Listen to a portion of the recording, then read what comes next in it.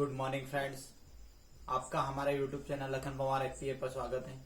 आज मैं पढ़ाने वाला हूं आपको संसद। अब देखिए दोस्तों, संसद स्टार्ट करने से पहले अगर आप मेरे चैनल पर नए हो तो मेरे चैनल को लाइक शेयर सब्सक्राइब करना ना भूलें और वीडियो कैसा लगा आपको कमेंट करना ना भूलें। दोस्तों अब स्टार्ट करते हैं भारतीय संसद। अब देखिए दोस्तों, एक बारहवें में राज्यसभा, लोकसभा, राष्ट्रपति और विधानसभा, विधान परिषद और राज्यपाल सभी की योग्यता एक बार में ही याद करवा दूंगा दोस्तों। तो आप पहले स्क्रीनशॉट ले लें। ले लिया होगा दोस्तों आपने स्क्रीनशॉट। तो देखिए, सबसे पहले हम बात करते हैं संसद। संसद मतलब केंद्र सरकार। केंद्र सरकार या संसद के कितने अंग होते हैं? तो संसद के 3 अंग होते हैं, लोकसभा, राज्यसभा और राष्ट्रपति। भारतीय संसद के कितने अंग है दोस्तों? 3 अंग है, लोकसभा, राज्यसभा और राष्ट्रपति। इसी प्रकार से राज्यों में विधानमंडल होते हैं, विधानमंडलों में भी 3 अंग होते हैं, विधानसभा, विधान परिषद और राज्यपाल। अब देखिए, यहाँ पर कुछ राज्यों में विधान परिषद नहीं होती है, कुछ राज्यों में एक सदन विधानमंडल होता है, कुछ राज्यों में 2 सदन वाला विधानमंडल होता है। तो भारत के अधिकांश राज्यों में विधान परिषद नहीं है। ठीक है, तो देखिए संसद के 3 अंग कौन कौन से दोस्तों? लोकसभा, राज्यसभा और राष्ट्रपति। विधानमंडल के भी 3 अंग होते हैं, विधानसभा, विधान परिषद और राज्यपाल। अब देखिए, कुछ राज्यों में जैसे मध्य प्रदेश में 1 सदन वाला विधानसभा है, जबकि उत्तर प्रदेश में 2 सदन वाला विधानमंडल है। देखिए, मध्य प्रदेश में केवल विधानसभा है, उत्तर प्रदेश में विधानसभा भी है और विधान परिषद भी है दोस्तों। अब देखिए आगे बढ़ते हैं, इनकी योग्यता क्या होती है? तो सभी के लिए योग्यता एक जैसी होती है। चेंज होता है तो केवल कार्यकाल चेंज होता है। देखिए, सभी सदस्यों, चाहे लोकसभा अध्यक्ष बनना चाहे या लोकसभा सदस्य बनना हो किसी व्यक्ति को, राज्यसभा सदस्य बनना हो या राष्ट्रपति बनना हो या विधानसभा सदस्य बनना हो या विधान परिषद का सदस्य बनना हो या राज्यपाल बनना हो, तो इन सभी के लिए योग्यता एक जैसी होती है। चेंजेस होता है केवल, तो इनका कार्यकाल बदलता है और इनका न्यूनतम आयु नियुक्ति के लिए। देखिए क्या क्या योग्यता होती है इनके लिए दोस्तों। पहली योग्यता तो भारत का नागरिक हो, भारत का नागरिक हो, पागल ना हो, दिवालिया ना हो, अपराधी ना हो, किसी लाभ के पद पर ना हो। लाभ का पद मतलब गवर्नमेंट एम्प्लॉय नहीं होना चाहिए। पढ़ा लिखा होना आवश्यक नहीं, ऐसा संविधान में कहीं पर भी नहीं लिखा हुआ। ये क्वेश्चन कई बार पूछा गया है कि किसी व्यक्ति को लोकसभा सदस्य बनना है तो उसके लिए पढ़ा लिखा होना आवश्यक है या नहीं। तो ऐसा संविधान में कहीं भी उपबंध नहीं है। अनपढ़ व्यक्ति भी भारत का प्रधानमंत्री बन सकता है। ठीक है, तो भारत का नागरिक हो, पागल ना हो, दिवालिया ना हो, अपराधी ना हो, किसी लाभ के पद पर ना हो, पढ़ा लिखा होना आवश्यक नहीं है। इसके बाद अधिकतम आयु का कोई प्रावधान नहीं है कि भारतीय संसदीय व्यवस्था में कोई व्यक्ति कितने समय तक सदस्य बन सकता है, तो अधिकतम आयु का कोई प्रावधान नहीं है। इसके बाद कितनी भी बार वो सदस्य निर्वाचित हो जाएगा। देखिए दोस्तों, एक बार और रिपीट करता हूं क्या क्या योग्यता है। पहली योग्यता तो भारत का नागरिक हो, इसके बाद पागल ना हो, दिवालिया ना हो, अपराधी ना हो, किसी लाभ के पद पर ना हो, लाभ का पद मतलब गवर्नमेंट एम्प्लॉय ना हो, अधिकतम आयु का कोई प्रावधान नहीं है, कितनी भी बार निर्वाचित हो सकता है और पढ़ा लिखा होना उसके लिए कोई आवश्यक नहीं है। ये सभी के लिए योग्यता है। ठीक है दोस्तों, अब चेंजेस हो रहा है तो क्या चेंजेस हो रहा है? देखिए चेंजेस क्या होगा, अगर लोकसभा सदस्य बनना है किसी व्यक्ति को तो न्यूनतम आयु 25 वर्ष। अगर किसी व्यक्ति को राज्यसभा सदस्य बनना है दोस्तों तो न्यूनतम आयु 30 वर्ष। अगर किसी व्यक्ति को राष्ट्रपति बनना है तो न्यूनतम आयु 35 वर्ष। इसी प्रकार से अगर किसी व्यक्ति को विधानसभा सदस्य बनना है तो न्यूनतम आयु 25 वर्ष और विधान परिषद का अगर किसी को सदस्य बनना है तो न्यूनतम आयु 30 वर्ष। अगर राज्यपाल बनना है किसी व्यक्ति को तो न्यूनतम आयु 35 वर्ष। देखिए एक बार और समझे, किसी व्यक्ति को लोकसभा का सदस्य बनना है तो 25 वर्ष की आयु होना आवश्यक है। अगर किसी व्यक्ति को राज्यसभा सदस्य बनना है तो न्यूनतम आयु 30 वर्ष। अगर किसी व्यक्ति को राष्ट्रपति का चुनाव लड़ना है तो न्यूनतम आयु 35 वर्ष। इसी प्रकार से किसी विधानमंडल की बात करें तो विधानमंडल के लिए विधानसभा, विधान परिषद और राज्यपाल। देखिए, विधानसभा सदस्य बनने के लिए न्यूनतम आयु 25 वर्ष, विधान परिषद का सदस्य बनने के लिए 30 वर्ष और राज्यपाल बनने के लिए 35 वर्ष। अब देखिए दोस्तों, चेंज हो रहा है तो क्या चेंज हो रहा है? इनका कार्यकाल चेंज हो रहा है। लोकसभा सदस्य बनने मतलब लोकसभा के जो सदस्य होते हैं, लोकसभा का कार्यकाल 5 वर्ष का होता है। लोकसभा सदस्यों का कार्यकाल कितने वर्ष का हुआ दोस्तों? 5 वर्ष का। राज्यसभा सदस्यों का कार्यकाल कितने वर्ष का हुआ? 6 वर्ष का। अब देखिए राष्ट्रपति का कार्यकाल कितने वर्ष का हुआ दोस्तों? 5 वर्ष का। विधानसभा का कार्यकाल कितने वर्ष का हुआ? 5 वर्ष। विधान परिषद का कार्यकाल कितना हुआ दोस्तों? 6 वर्ष। और राज्यपाल का कार्यकाल कितना हुआ? 5 वर्ष। अब देखिए जो राज्यपाल होता है वो राष्ट्रपति के प्रसाद पर्यंत पद पर रहता है। राष्ट्रपति उसे कभी भी पद से हटा सकता है दोस्तों, ठीक है। तो देखिए लोकसभा का कार्यकाल 5 वर्ष, राज्यसभा का कार्यकाल 6 वर्ष, राष्ट्रपति का कार्यकाल 5 वर्ष। इसके बाद विधानसभा का कार्यकाल 5 वर्ष, विधान परिषद का कार्यकाल 6 वर्ष सदस्यों का, राज्यपाल का कार्यकाल 5 वर्ष। और राज्यपाल राष्ट्रपति के प्रसाद पर्यंत पद पर रहता है। राष्ट्रपति कभी भी उसे पद से हटा सकता है दोस्तों। निश्चित नहीं है कि बिल्कुल 5 साल ही किसी व्यक्ति को राज्यपाल बना के रखा जाए, बीच में भी हटाया जा सकता है। अब देखिए दोस्तों ये संसद पढ़ रहे हैं, तो आज का जो टॉपिक है हमारा संसदीय व्यवस्था पढ़ेंगे। सभी की योग्यताएं मैंने आपको एक साथ में याद करवा दी है दोस्तों, ठीक है। अब देखिए पहला जो हमारा टॉपिक है, हम एक एक कंटेंट को अलग अलग पढ़ेंगे। पहले लोकसभा पढ़ेंगे, फिर राज्यसभा पढ़ेंगे, राष्ट्रपति पढ़ेंगे, फिर इसके बाद विधानसभा, विधान परिषद और राज्यपाल। अब देखिए दोस्तों अगर आपको वीडियो अच्छा लग रहा हो तो लाइक करना ना भूलें, और अगर आप मेरे चैनल पर पहली बार आए हैं तो मेरे चैनल को सब्सक्राइब करना ना भूलें दोस्तों। अब देखिए स्टार्ट करते हैं हम लोकसभा। अब देखिए दोस्तों लोकसभा की सदस्य संख्या की बात करते हैं, तो लोकसभा में कितने सदस्य हो सकते हैं। तो भैया हम 2019 के पहले की बात कर रहे हैं, और अभी हम 2021 की वर्तमान जो स्थिति है उस पर भी बात करेंगे। तो लोकसभा में अधिकतम कितने सदस्य हो सकते हैं? 2019 के पहले तक अधिकतम सदस्य संख्या थी हमारी 552। लोकसभा में अधिकतम सदस्य संख्या कितनी हो सकती है दोस्तों? लोकसभा में अधिकतम सदस्य संख्या हो सकती है 552। इसके बाद देखिए वर्तमान में कितनी है लोकसभा में सदस्य संख्या 2019 के, क्योंकि एग्जाम्स में अगर पुराना पेपर सेट उठा के दे दिया उन्होंने या पुराना आंकड़ा पूछ लिया तो ये भी आने की संभावना है। तो वर्तमान में सदस्य संख्या भी है इसकी 545। निर्वाचित सदस्य संख्या की बात करें कि वर्तमान में कितने सदस्य निर्वाचित होते हैं, तो वर्तमान में 543 सदस्य निर्वाचित होते हैं दोस्तों 2019 तक। मनोनीत सदस्य की बात करते हैं दोस्तों। मनोनीत सदस्य 2 सदस्य मनोनीत किए जाते थे राष्ट्रपति के द्वारा आंग्ल भारतीय समुदाय। देखिए निर्वाचित सदस्यों की संख्या कितनी थी? तो 543। मनोनीत सदस्य कितने थे दोस्तों?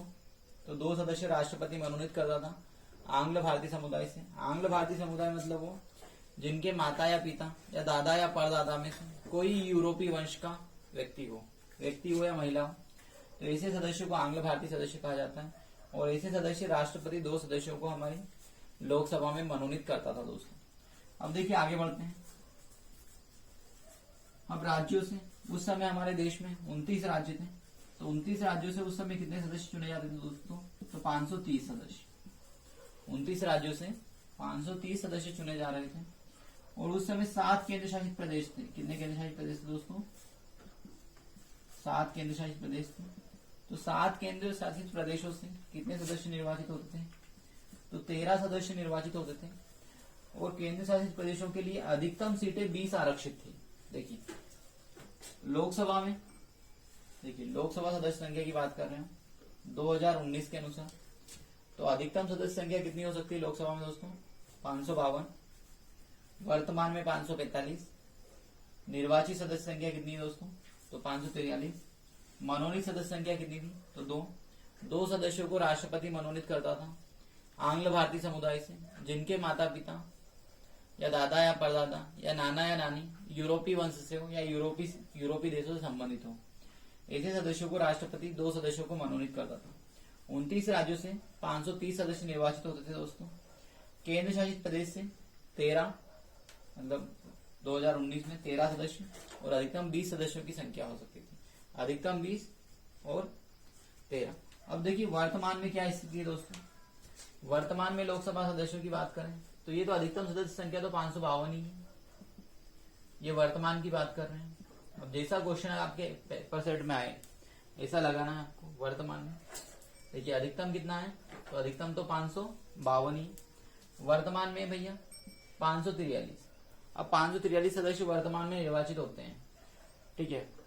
और निर्वाचित भी कितने दोस्तों, 543। जो आंग्ल भारतीय समुदाय के सदस्य थे, इन्हें 10 वर्ष के लिए संविधान में रिजर्वेशन की व्यवस्था की गई थी कि आंग्ल भारतीय समुदाय से 2 सदस्य 10 वर्षों तक चुने जाएंगे। तो इन्हें हर प्रत्येक 10 वर्ष के बाद बढ़ाया गया। तो इन्हें 2020 में बढ़ाना था, 2020 में इनके कार्यकाल को नहीं बढ़ाया गया, तो 2020 में ये सदस्य संख्या समाप्त हो गई 2। तो भैया निर्वाचित सदस्य कितने हैं आपके, 543, और वर्तमान में सदस्य संख्या कितनी है, तो 543 ही है। अधिकतम कितना हो सकता है, तो 552। और जो मनोनीत सदस्य थे वो वर्तमान में हटा दिए दोस्तों। ये विशेष ध्यान रखना भैया, ये 2019 का आंकड़ा है, जैसा एग्जाम में पूछा जाए ऐसा लगाकर आना है आपको, ठीक है। इसके बाद देखिए वर्तमान में 28 राज्य, कितने राज्य दोस्तों, 28 राज्य। अब 28 राज्य से कितने सदस्य चुने जाते हैं, तो 28 राज्यों से दोस्तों आपके सदस्य चुने जाते हैं 524। 28 राज्यों से कितने सदस्य चुने जाते हैं दोस्तों, 524। और केंद्र शासित प्रदेश, वर्तमान में 8 केंद्र शासित प्रदेश हो गए। वर्तमान में कितने केंद्र शासित प्रदेश है दोस्तों, 8 केंद्र शासित प्रदेश है। तो 8 केंद्र शासित प्रदेश से आपके 19 सदस्य चुने जाते हैं वर्तमान में, और अधिकतम इनकी सदस्य संख्या वही 20 है। देखिए एक बार और समझ लें आप, वर्तमान में ये विशेष ध्यान रखना, ये क्वेश्चन वर्तमान 2020 की बात का बता रहा हूँ, क्योंकि 19 में जम्मू कश्मीर केंद्र शासित प्रदेश बन गया और लद्दाख। तो देखिए किस प्रकार से चेंजेस हुआ इसमें। वर्तमान अधिकतम सदस्य संख्या तो 552 ही है आपकी। वर्तमान में कितने सदस्य हैं, तो 543। निर्वाचित सदस्य भी कितने दोस्तों, 543। मनोनीत जो 2 सदस्य थे वो हटा दिए, आंग्ल भारतीय समुदाय से थे। क्यों हटा दिए, क्योंकि इनका रिजर्वेशन 10 वर्ष के लिए था, प्रत्येक 10 वर्ष के बाद बढ़ाया गया। 2020 में इनका जो 10 वर्ष का ड्यूरेशन था वो समाप्त हो रहा था। 2020 में इनका जो समय था वो नहीं बढ़ाया गया। तो अब ये पद समाप्त, मतलब 2 सदस्य आंग्ल भारतीय समुदाय से नहीं निर्वाचित होंगे। जो राष्ट्रपति मनोनीत करता था, निर्वाचित नहीं, मनोनयन होता था इनका, ठीक है। तो राष्ट्रपति कितने सदस्यों को मनोनीत करता था, लोकसभा में 2 सदस्यों को, जो वर्तमान में हटा दिया गया है। 28 राज्यों से कितने सदस्य चुने जाते हैं दोस्तों, तो 524 चुने जाते हैं। 8 केंद्र शासित प्रदेशों से 19 सदस्य आते हैं वर्तमान में, और अधिकतम सदस्य संख्या कितनी हो सकती है दोस्तों इनकी, तो 20 सदस्य हो सकते हैं। अब देखिए लोकसभा सदस्यों का निर्वाचन कैसे होता है। अब देखिए लोकसभा सदस्यों का निर्वाचन प्रत्यक्ष मतदान के द्वारा होता है। लोकसभा सदस्य किस प्रकार से बनता है, कोई व्यक्ति अगर किसी को लोकसभा सदस्य या लोकसभा का चुनाव लड़ना है तो इसके लिए प्रत्यक्ष मतदान होता है दोस्तों। प्रत्यक्ष मतदान मतलब जनता जाकर वोट डालती है और लोकसभा सदस्य चुने जाते हैं। जिसको वोट मिलते हैं वो व्यक्ति लोकसभा का सदस्य बनता है। और ये वयस्क मताधिकार के आधार पर होता है। किस आधार पर होता है दोस्तों, वयस्क मताधिकार। पहले वयस्क मताधिकार की आयु 21 वर्ष थी, वर्तमान में 18 वर्ष है। ये क्वेश्चन कई बार पूछा गया है। किस संविधान संशोधन के द्वारा वयस्क मताधिकार की आयु 21 वर्ष से घटाकर 18 वर्ष की गई। तो 61वें संविधान संशोधन के द्वारा वयस्क मताधिकार की आयु 18 वर्ष कर दी गई दोस्तों, 21 वर्ष से घटाकर। अब देखिए आगे बढ़ते हैं। अब लोकसभा अध्यक्ष की बात करते हैं। लोकसभा अध्यक्ष, लोकसभा अध्यक्ष कैसे चुना जाता है, तो भैया लोकसभा अध्यक्ष जो सदस्य चुनकर आते हैं 543, वर्तमान में 543 सदस्य ही निर्वाचित होते हैं। तो 543 सदस्य निर्वाचित होते हैं। जो 543 सदस्य हैं इन्हीं में से एक अध्यक्ष चुना जाता है और एक उपाध्यक्ष चुना जाता है। अब देखिए दोस्तों इसमें अध्यक्ष और उपाध्यक्ष सामान्यतः तो मतदान होता है, ठीक है। अगर विपक्ष और सत्ता पक्ष मतलब जिस पार्टी को बहुमत मिला है अधिकांशतः उसी पार्टी का अध्यक्ष चुना जाएगा, या उस पार्टी ने निर्वाचन से पहले किसी पार्टी या अन्य दलों से गठबंधन किया है तो उस गठबंधन से अध्यक्ष चुना जाएगा। मतलब जिस पार्टी की सरकार बनती है या जिस गुट की सरकार बनती है उसी गुट से संबंधित लोकसभा का अध्यक्ष चुना जाता है। कभी कभी निर्विरोध भी निर्वाचित होता है लोकसभा अध्यक्ष, जब अपोजिशन अपना कैंडिडेट लोकसभा अध्यक्ष के चुनाव के लिए खड़ा नहीं करता है उस समय। तो भैया एक अध्यक्ष होता है और एक उपाध्यक्ष होता है। अब इनके चुनाव में जो सदस्य निर्वाचित होकर आए वही वोट डालते हैं। अब देखिए इसके पहले की व्यवस्था करते हैं की बात करते हैं कि भैया जब वोट डाल रहे हैं तो उस समय में एक अस्थायी व्यवस्था करते हैं जिसे बोलते हैं प्रोटेम स्पीकर। प्रोटेम स्पीकर की व्यवस्था की गई है। मतलब जब तक स्थायी अध्यक्ष चुनकर नहीं आए तब तक प्रोटेम स्पीकर अध्यक्षता करता है। और प्रोटेम स्पीकर का कार्य होता है कि भैया जो सदस्य निर्वाचित होकर आए उन्हें शपथ दिलाना। प्रोटेम स्पीकर का कार्य क्या है दोस्तों? जो सदस्य निर्वाचित होकर आए हैं उन्हें शपथ दिलाना। और स्थायी अध्यक्ष चुनकर आने पर प्रोटेम स्पीकर को हटा दिया जाता है, मतलब इसका काम समाप्त हो जाता है। फिर जो कामकाज देखेगा वो कौन देखेगा? लोकसभा का जो स्थायी अध्यक्ष चुनकर आया है वो कार्य देखता है दोस्तों, और वही सभा की अध्यक्षता करता है। जब तक अध्यक्ष निर्वाचित होकर नहीं आया है और जब तक सदस्यों को शपथ नहीं दिलाता तब तक प्रोटेम स्पीकर का कार्य बराबर बना रहता है। अब देखिए दोस्तों आगे बढ़ते हैं। लोकसभा अध्यक्ष के कार्य। लोकसभा अध्यक्ष के क्या क्या कार्य होते हैं? अब देखिए लोकसभा अध्यक्ष का पहला कार्य तो होता है सदन में शांति बनाए रखना। क्या कार्य होता है दोस्तों? लोकसभा अध्यक्ष का पहला कार्य है सदन में शांति बनाए रखना। अगला कार्य किसी विधेयक पर मतदान करवाना। लोकसभा अध्यक्ष क्या करता है? सदन में शांति बनाए रखता है दोस्तों, किसी विधेयक पर मतदान करवाता है। अगर लोकसभा का कोई सदस्य अभद्रता करता है, मारपीट करता है या सदन की कार्यवाही की अवहेलना करता है तो लोकसभा अध्यक्ष उस सदस्य को सदन से निष्कासित कर सकता है या उसकी सदस्यता भी समाप्त कर सकता है। इसके बाद देखिए अगला कार्य लोकसभा अध्यक्ष का, जब सदन में अशांति फैल जाए, जब सदन में क्या हो?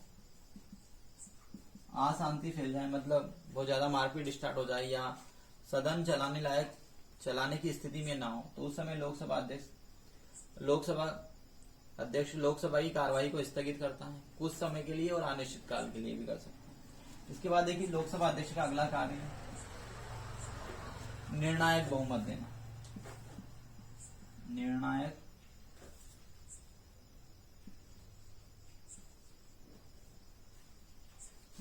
निर्णायक मत देना। लोकसभा अध्यक्ष किस प्रकार से निर्णायक मत देता है दोस्तों? अब देखिए किसी विधेयक पर बराबर बहुमत बढ़ जाए, जैसे मान लीजिए कोई प्रस्ताव आया था, जैसे अभी एक 18 वर्ष से 21 वर्ष महिलाओं की आयु करने के लिए एक प्रस्ताव, समझना कि महिलाओं की आयु करने के लिए भी संसद में इसके ऊपर डिस्कशन चल रहा है कि महिलाओं की विवाह की आयु 18 वर्ष से बढ़ाकर 21 वर्ष कर दी जाए दोस्तों। तो इस प्रस्ताव के लिए क्या है भैया? ये प्रस्ताव आया और लोकसभा में 250 सदस्य तो चाह रहे हैं कि ये प्रस्ताव पारित हो और 250 सदस्य चाह रहे हैं कि प्रस्ताव पारित ना हो, पक्ष में, और 250 ही विपक्ष में। तो ऐसी स्थिति में किसी विधेयक पर बराबर बहुमत होने की स्थिति में लोकसभा अध्यक्ष अपना निर्णायक बहुमत देता है। सामान्यता मतलब कम ज्यादा बहुमत, जैसे 240 इधर है और इधर 250 है, तो ऐसी स्थिति में लोकसभा अध्यक्ष मतदान नहीं देता है। जब किसी विधेयक पर बराबर बहुमत बढ़ जाते हैं उसी स्थिति में लोकसभा अध्यक्ष क्या करेगा दोस्तों? अपना निर्णायक मत देता है। अब देखिए आगे बढ़ते हैं हम। संयुक्त बैठक की अध्यक्षता।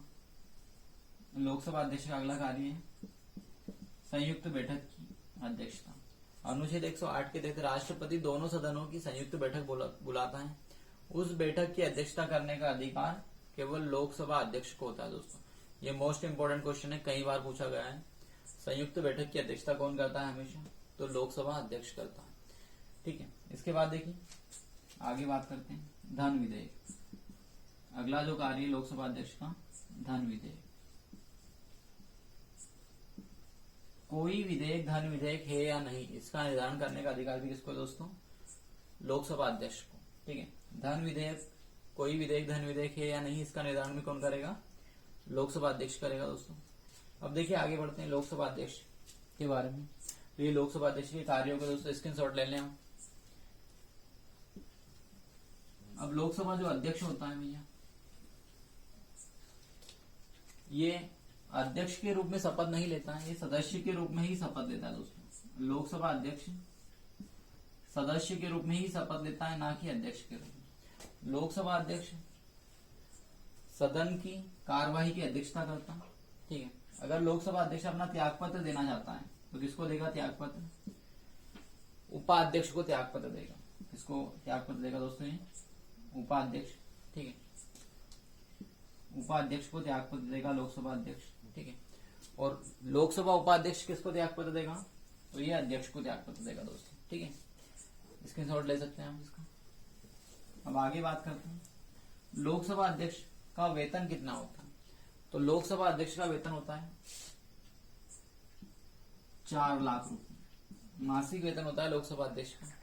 इसके बाद देखिए, अगर हम बात करें कि भैया हमारी पहली लोकसभा के अध्यक्ष कौन हुए, तो गणेश वासुदेव मावलंकर हुए। पहली लोकसभा के अध्यक्ष कौन थे दोस्तों, गणेश